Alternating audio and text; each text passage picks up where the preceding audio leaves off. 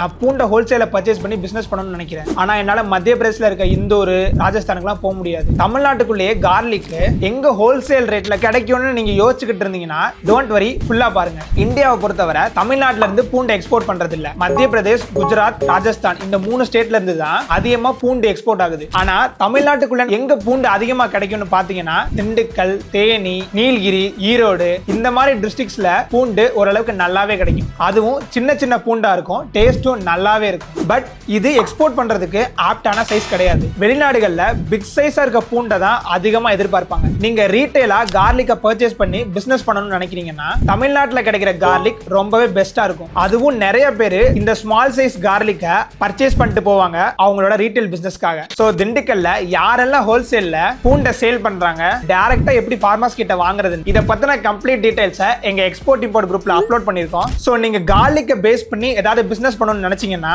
Just அந்த sourcing டீடைல்ஸை check பண்ணி பாருங்க. அதுக்கான லிங்க் பயோல இருக்கு, மறக்காம செக் பண்ணி பாருங்க.